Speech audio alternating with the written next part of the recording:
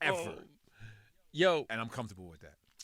do you still have any sort of relationship with Ye? I have no. To the short story, no. But I want to do. All time great interview. Oh, listen, I think it's one of the greatest I'm interviews gonna of be all honest time. with you. You want me to be honest with you? Weirdest 2 years of my life. Him for 2 years, it was like a weird relationship we had. I don't want to call it a bromance, but it was like Right. we were together. I understood him. Mm-hmm. I thought he understood me, but what I didn't understand is I don't understand his audience. Like right now, my favorite audience of people that I've interviewed is Lil Wayne. Lil Wayne has the best. He has the best, most respectful fans. Like I posted a clip of him. They would be in my DMs. Excuse me, Mr. N.O.R.E. When is the? They're nice. They're polite. Right. They have manners. Mm-hmm. Ye fans, no. Drake fans either. Drake fans are crazy. I haven't experienced Drake fans yet, but Ye fans. And you know what's the crazy part about it? After the second interview, the first interview I was straight. After the second interview, you know who's the craziest part of Ye's fans? Who? White people. The whites. The whites that's with him. Well, because then there's like the new whites that are with him just because the shit he be saying, and you're like, oh yeah. I can't tell the difference. I just know that they and those are the ones that shit on me. You shouldn't have took down the Ye interview. I'm like, damn. Like they're mean. They're mean. Ye's fans are mean. Was that ultimately your choice or Revolt's choice, or? It was my well, it was us a collective. We said we didn't want to get money off of that. We didn't understand what was going on. Like I could honestly say that was a life-changing experience for me. It was cause I did not know me having him on my platform makes my platform somewhat guilty or somewhat co-sign that. And even though we said prior to it, this has nothing to do with us. The views of this man is this man. We said that, but I think at the end of the day, it's like you're also like a journalist now, whether you know it or not. I know. So it's I like got a you're little responsibility. documenting like the state of mind of Kanye West at that given moment, which is important in culture. Right. But I say all that to say that yeah, I love that But interview. I'm gonna be honest. It was fun. I thought it was hilarious. The man is a genius. And I feel like I saw it in your face when the shit was going on. You were just like, "Oh, this shit's about to go crazy." Yeah, I did. And to tell you the truth, I won't tell you who, but the people who control the algorithms called me and said you're beating football. Like our numbers was going so crazy. We were beating Sunday night football. Remember, we dropped it Sunday. Sunday. I was on a road trip when you dropped it. It was Sunday. We dropped it. I remember. We recorded it Saturday night, and he just was like, "Let's drop it tomorrow," and I was like, "I'm with you." Fuck our schedule. I did not look at editing. Right. I did not look at. It was just one part I took out. I took out the Martin Luther King thing when he spoke about George Floyd. Yeah. But you know, it was a life teaching lesson, and I now know that I have somewhat of a responsibility. You know what I mean? And sometimes I don't.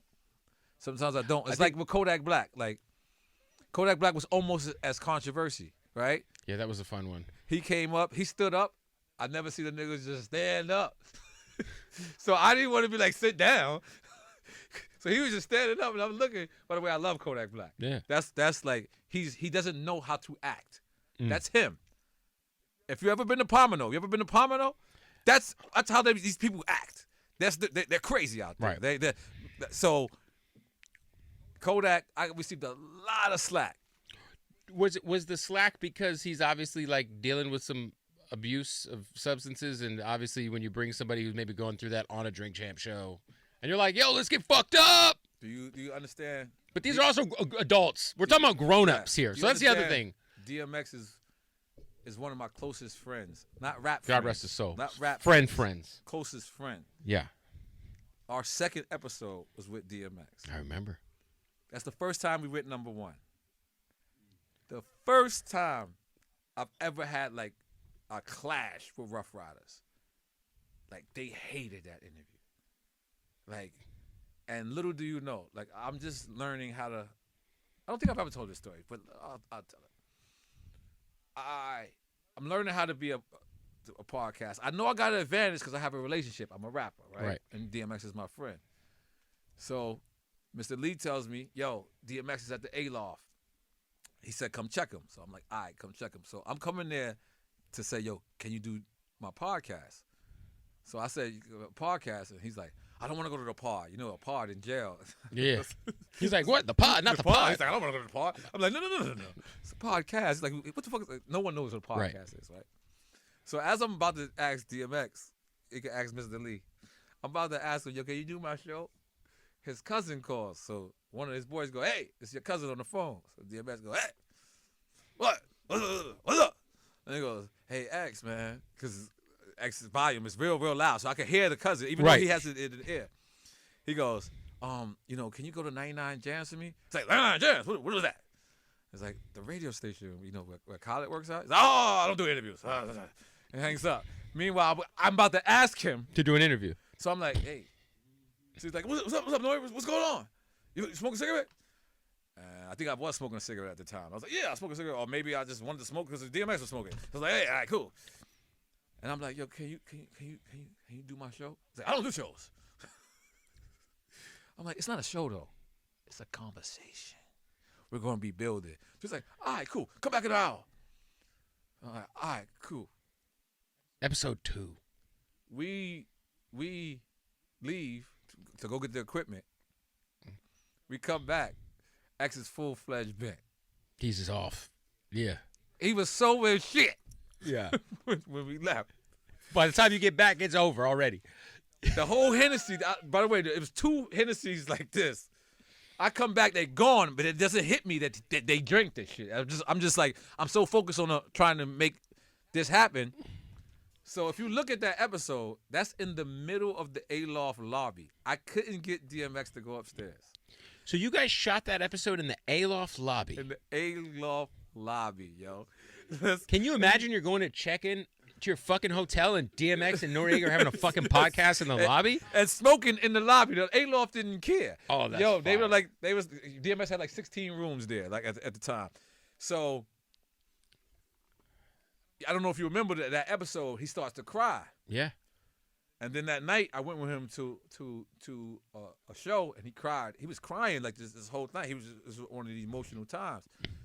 And this is like kind of like at the time where people weren't accepting that. You know what I mean? Like people were just finding out that he was going through something, right? So I remember getting in the car. I can't say who because I don't know if I had the permission to say this. They was like, yo, man, you got our brother looking bad. And I remember calling X, and I was like, yo, you know, like, were you cool with this? He's like, man, we had fun, dog. And it's like, me and X, we always had this crazy relationship. Like, I met X in River Park Towers. Do you ever heard of what River Park Towers I have is? not. River Park Towers is the worst part. They say it's the worst part of New York City. I was in River Park Towers one night, and they threw a refrigerator off the roof. Do you know how that sounds?